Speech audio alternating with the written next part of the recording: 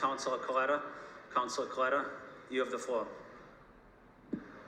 Thank you, Council President Flynn. I just figured this is the opportunity to talk about this particular partial override. So I'm going to speak in general and then specifically on this one.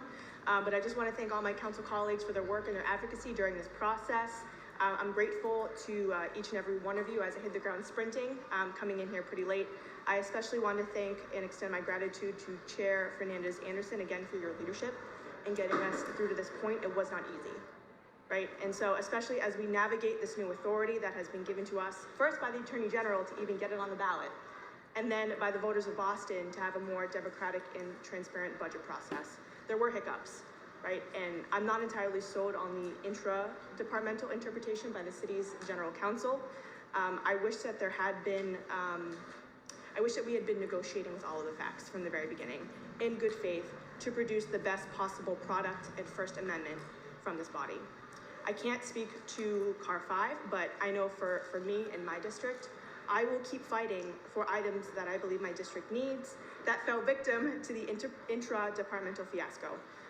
More parking enforcement officers in East Boston, a dedicated director or cabinet level position like 70% of voters want in a poll commissioned by the Coalition for a Resilient and Inclusive Waterfront for a waterfront planner, separate from the BPDA, accountable to the mayor and the city council and those that elected us to represent them.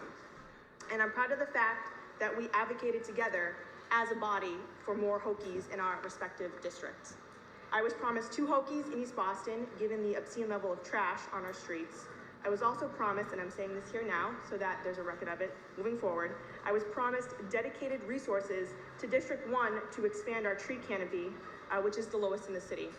There were also promised 311 positions, although there's more reform needed to have that department be better and service our constituents better.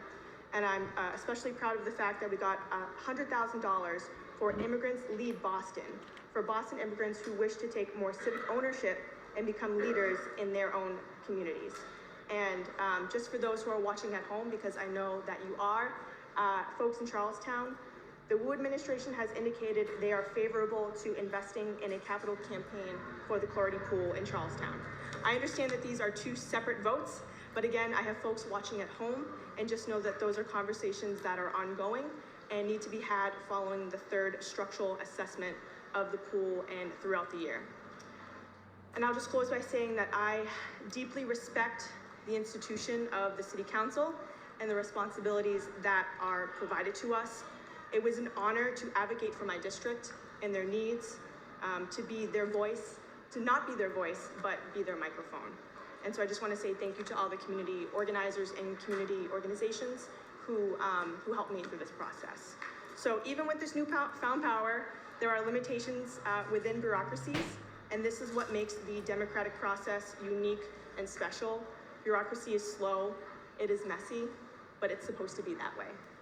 And I have found that there has been cooperation and a willingness to work with this body from the executive. And so I want to thank Mayor Wu and the IGR team for their work and for getting us here. And so I anticipate voting yes on this partial amendment 1 presented to us by Chair Fernandez-Anderson and support her in that endeavor. Thank you.